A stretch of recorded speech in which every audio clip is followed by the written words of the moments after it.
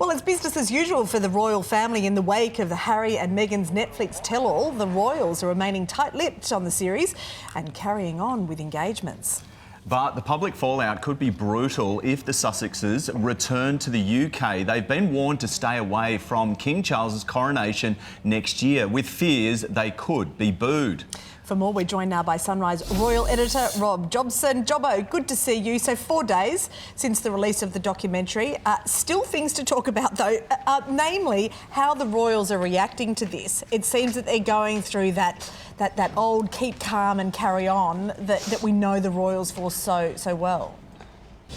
Yeah, I don't think we're going to get any of the tit-for-tat stuff, because, I mean, we had that last time over Oprah when William said that we're not a racist family. And I think actually that drew them into it. They don't want to get involved in that. William in particular says, no, I'm not going to get involved in that. In fact, friends are saying of him he's not even going to watch it. I know his staff have watched it, but he's not going to get involved in watching it. But really, you know, the royals are just carrying on, just doing what they do. And actually these revelations aren't as dramatic as the Oprah interview, to be honest. Yeah. Not as hard-hitting. Well, they're not very salacious, are they, as yet? Not yet. I guess we've got to wait for the next couple of instalments. Right. Jobbo, Harry and Meghan, they've been told to stay away from King Charles's coronation. How was that communicated, and do you think they'll heed that advice? Well, in the Jubilee, when they turned up at the St Paul's Cathedral, there were boos then. I think there could be a sense that might happen again. But, you know, people talk about eggs thrown, but let's be honest, the King's had 2 sets of eggs thrown at him, and there's been boos in the past. I think the key here is, I don't think as working royals, non-working royals, they'd be really welcome. And at the moment, there's a lot of animosity about what has been said, the way they're cashing in on their family, and what else are they doing? All they're doing is dishing the dirt about how bad it was for them. And so I think there's a general feeling that it'd be best if they did stay away.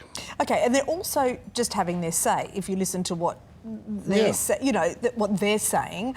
Is there any way back for Harry and Meghan? Do you think, Jobbo, you're there in London, you know the way that people feel. Is there anything that they can do at this point to win back favour and the affection of the country, which they once had? Well, they certainly did, and but the problem you've got here is, I think, you know, they're still smarting for the death of the Queen here, and I think some of the feeling that they were doing all this behind the Royals' back, behind the Queen's back, and doing this filming when she was very ill, hasn't really gone away. I think that there was I think it was probably a bit unfair, but some of the columnists saying that she was sort of taking the mickey about the Queen, the way she was doing that curtsy and just sort of mocking it on air.